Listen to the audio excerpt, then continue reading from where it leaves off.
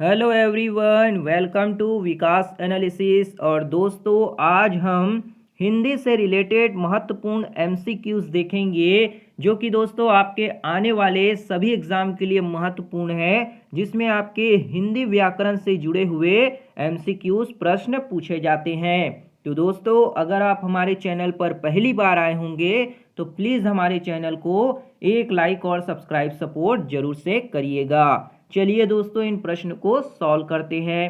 पहला प्रश्न है आपका, निम्नलिखित में से किसको ना तो पूर्णता स्वर है और ना ही पूर्णता व्यंजन है ना। यहाँ पे आपका कुछ टाइप जो है नहीं हो पाया है, तो ध्यान रखिएगा।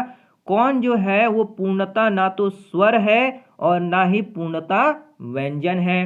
पहला ऑप्शन है अनुस्वार, दूसरा है आपका आयोगवाह, तीसरा ऑप्शन है विसर्ग और चौथा है इनमें से कोई नहीं, है ना।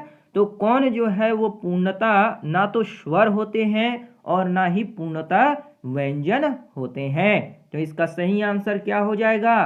तो वो होगा आपका आयोगवाह, है ना। आयोगवाह जो होते हैं वो ना तो पूर्णता स्वर हैं और ना ही व्यंजन होते हैं। और ये हमेशा क्या है, आपके स्वर एवं स्वर के बाद आने वाले और व्यंजन के पूर्व आने वाले क्या होते हैं, ये आपके स्वर होते हैं ना। तो यहाँ पे आपके क्या होंगे, आयोगवाह जो होगा आपका यहाँ पे करेक्ट आंसर हो जाएगा, जो कि आपके स्वर के बाद आते हैं ना, स्वर के बाद और व्यंजन से पहले के होते हैं ना। तो इसको आप याद रखिएगा। अगला प्रश्न देखते हैं। अगला प्रश्न है आपका, आयोगवाह में कौन कौन से वर्ण आते हैं ना। आयोगवाह के अंतर्गत कौन कौन से वर्ण आते हैं वो आपसे पूछा जा रहा है। पहला ऑप्शन है आपका अम और आहा, दूसरा है अ और आहा, तीसरा ऑप्शन दिया है अम और आ, है ना। ये आम का आ है आपका बड़ा आ, है ना। और चौथा है अम और ओ। तो आयोगवाह के अंतर्गत कौन कौन से जो है वर्ण आते हैं। तो इसका सही आंसर क्या हो जाएगा? तो वो होगा आपका अम और आहा, है ना। अम और आहा जो होते हैं ये आपके आयोगवाह के अंतर्गत आते हैं, जो ना तो पूर्णता स्वर होते हैं और ना ही पूर्णता व्यंजन होते हैं। तो यहाँ पे आपका ऑप्शन ए जो होगा करेक्ट आंसर हो जाएगा। अगला प्रश्न देखते हैं। अगला प्रश्न है आपका, स्वर के बाद आने वाले व्यंजन जिसकी ध्वनि नाक से निकलती है ना। स्वर के बाद जो आने वाले व्यंजन होते हैं और जिसकी ध्वनि जो है कहाँ से, नाक से निकलती है, उसे हम क्या कहेंगे? पहला ऑप्शन है आयोगवाह कहेंगे, दूसरा है आपका विसर्ग, तीसरा ऑप्शन है अनुस्वार और चौथा है वर्ण, है ना। तो स्वर के बाद आने वाले व्यंजन जिसकी ध्वनि नाक से निकलती है उसे हम क्या कहेंगे? तो इसका सही आंसर क्या होगा? तो वो हो जाएगा आपका अनुस्वार, है ना। जो स्वर के बाद आने वाले व्यंजन होते हैं जिसकी ध्वनि नाक से निकलती है उसे हम अनुस्वार के नाम से जानते हैं। तो यहाँ पे आपका ऑप्शन सी अनुस्वार जो होगा करेक्ट आंसर हो जाएगा। अगला प्रश्न देखते हैं।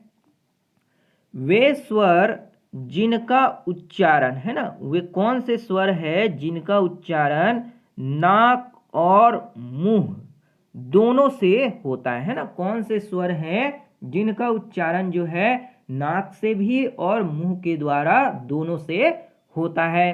पहला ऑप्शन है अनुस्वार, दूसरा है अनुनासिक, तीसरा है आयोगवाह और चौथा है उपरोक्त में से कोई नहीं, है ना। तो वे कौन से स्वर हैं जिनका उच्चारण जो है नाक और मुख दोनों द्वारा होता है? तो इसका सही आंसर क्या हो जाएगा? तो वो होगा आपका अनुनासिक, है ना। अनुनासिक वे स्वर होते हैं जिनका उच्चारण नाक और मुंह दोनों से होता है। जैसे एक एग्जाम्पल देख सकते हैं आप, आंगन, है ना। आंगन जो है आपके नाक और मुख दोनों से ही क्या है, इसके उच्चारण होते हैं। इसी तरीके से आप दांत ले सकते हैं, दांत, तो ये भी क्या है आपके नाक और मुख से इनके उच्चारण होते हैं ना, तो यहाँ पे आपके इसके एग्जाम्पल हो जाएंगे। तो यहाँ आपका अनुनासिक जो होगा क्या होगा, करेक्ट आंसर हो जाएगा। अगला प्रश्न देखते हैं। अगला प्रश्न है आपके अनुनासिक वर्ण के उदाहरण, है ना। अनुनासिक वर्ण के कौन कौन से जो होंगे उदाहरण होंगे वो आपको यहाँ पे बताना है। पहला ऑप्शन दिया है ड, दूसरा ऑप्शन दिया है आपका यहाँ पे न, तीसरा ऑप्शन दिया है आपका म, और चौथा है उपरोक्त सभी, है ना। तो अनुनासिक वर्ण के कौन कौन से जो होंगे उदाहरण होंगे वो आपको यहाँ पे बताना है। तो इसका सही आंसर क्या हो जाएगा, तो वो होगा आपका यहाँ पे उपरोक्त सभी, है ना। उपरोक्त सभी यानी कि आपका डमरू का डा, न और म, ये सभी जो है आपके अनुनासिक वर्ण के उदाहरण हो जाएंगे। तो यहाँ पे आपका ऑप्शन डी जो होगा वो करेक्ट आंसर हो जाएगा। अगला प्रश्न देखते हैं। अगला प्रश्न है आपका यहाँ पे मात्रा या उच्चारण के आधार पर स्वर कितने प्रकार के होते हैं ना। मात्रा या फिर उच्चारण के आधार पर जो है स्वर कितने प्रकार के होते हैं वो आपसे यहाँ पे पूछा जा रहा है।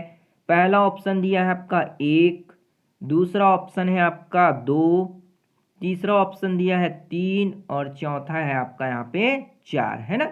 तो मात्रा या उच्चारण के आधार पर स्वर कितने प्रकार के होते हैं, तो इसका सही आंसर क्या होगा, तो वो हो जाएगा आपका 3, है ना। मात्रा या उच्चारण के आधार पर स्वर 3 प्रकार के होते हैं ना। जैसे कि आपका हो गया ह्रस्व स्वर, है ना, पहला जो होगा ह्रस्व स्वर, दूसरा हो जाएगा आपका दीर्घ स्वर, है ना, दीर्घ स्वर, और तीसरा जो होता है आपका प्लुप्त स्वर, है ना, प्लुप्त स्वर। तो ये 3 तरह के स्वर जो होते हैं वो मात्रा या उच्चारण के आधार पर बांटे गए हैं। तो यहाँ पे आपका ऑप्शन सी 3 जो होगा करेक्ट आंसर हो जाएगा। दोस्तों अगर वीडियो बढ़िया लग रहा हो तो लाइक ज़रूर करिएगा और अपने सभी दोस्तों को शेयर ज़रूर करिएगा, जिससे उनको हेल्प मिल सके और वो अपनी पढ़ाई अच्छे से कर सके। चलिए अगला प्रश्न देखते हैं। अगला प्रश्न दिया है आपका यहाँ पे वे स्वर जिनके उच्चारण में कम समय लगता है ना, वे स्वर जिनके उच्चारण में कम समय लगता है उसे क्या कहते हैं ना, उसे क्या कहते हैं आपको बताना है। जिसके उच्चारण में जो है बहुत कम समय लगते हैं। पहला ऑप्शन है आपका दीर्घ स्वर, दूसरा ह्रस्व स्वर, तीसरा है प्लुप्त स्वर और चौथा है इनमें से कोई नहीं, है ना। तो वे स्वर जिनके उच्चारण में, है ना, जिसको उच्चारण करते समय बहुत ही कम समय लगता है उसे हम क्या कहेंगे। तो इसका सही आंसर क्या होगा, तो वो होगा आपका ह्रस्व स्वर, है ना। तो वे स्वर जिनके उच्चारण में बहुत ही कम समय या बहुत अल्प समय लगता है उसे हम क्या कहेंगे, ह्रस्व स्वर कहेंगे। तो ऑप्शन बी आपका ह्रस्व स्वर करेक्ट आंसर हो जाएगा। अगला प्रश्न देखते हैं। निम्नलिखित में से किसे मूल स्वर के नाम से भी जाना जाता है ना, किसे जो है वो मूल स्वर के नाम से जाना जाता है। पहला ऑप्शन है आपका ह्रस्व स्वर, दूसरा है प्लुप्त स्वर, तीसरा है आपका दीर्घ स्वर और चौथा है उपरोक्त में कोई नहीं, है ना। तो कौन से स्वर है जिसे मूल स्वर के नाम से भी जाना जाता है, तो इसका सही आंसर क्या होगा, तो वो होगा आपका यहाँ पे ह्रस्व स्वर, है ना।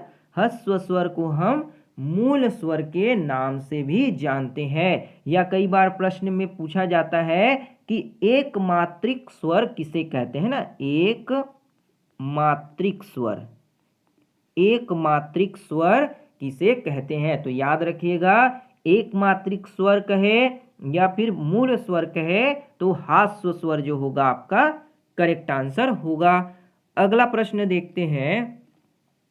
अगला प्रश्न है आपका जिस वर्ण के उच्चारण में एक मात्रा का समय लगता है ना, जिस वर्ण के उच्चारण में एक मात्रा का समय लगता है उसे क्या कहेंगे? पहला ऑप्शन है प्लुप्त स्वर, दूसरा है हाश्व स्वर, तीसरा है दीर्घ स्वर और चौथा है संयुक्त स्वर। तो कौन सा वर्ण है जिसके उच्चारण करते समय एक मात्रा या एक मात्रिक का समय लगता है? तो इसका सही आंसर क्या होगा? तो वो हो जाएगा आपका ह्रस्व स्वर, है ना। अभी हमने आपको ऊपर बताया कि जिसके उच्चारण में, जिस वर्ण के उच्चारण में एक मात्रा का समय लगता है उसे ह्रस्व स्वर कहते हैं। अगला प्रश्न देखते हैं। अगला प्रश्न है आपका, ह्रस्व स्वर में कौन कौन से वर्ण आते हैं ना। ह्रस्व स्वर के अंतर्गत कौन कौन से वर्ण आते हैं वो आपको यहाँ पे बताना है। पहला ऑप्शन है अ, दूसरा है ई और तीसरा ऑप्शन है उ और चौथा है उपरोक्त सभी, है ना। तो ह्रस्व स्वर के अंतर्गत कौन कौन से वर्ण आते हैं? तो ह्रस्व स्वर में आपके अ, है ना, ई, उ और ऋषि, ये जो होते हैं आपके ह्रस्व स्वर के अंतर्गत आने वाले वर्ण होते हैं ना। तो ये 4 वर्ण जो है आपके ह्रस्व स्वर के अंतर्गत आते हैं। तो यहाँ पे आपके उपरोक्त सभी या फिर ऑप्शन डी सभी जो होगा करेक्ट आंसर हो जाएंगे। तो ये थी दोस्तों आपके हिंदी से रिलेटेड महत्वपूर्ण एमसीक्यूज जो कि आपके एग्जाम में पूछे जाते हैं। उम्मीद करते हैं आपको ये प्रश्न समझ आए होंगे। अगर वीडियो बढ़िया लगा हो तो लाइक ज़रूर करिएगा और शेयर, सपोर्ट, सब्सक्राइब भी ज़रूर करिएगा। मिलते हैं अगली वीडियो में, तब तक के लिए जय हिंद, वंदे मातरम।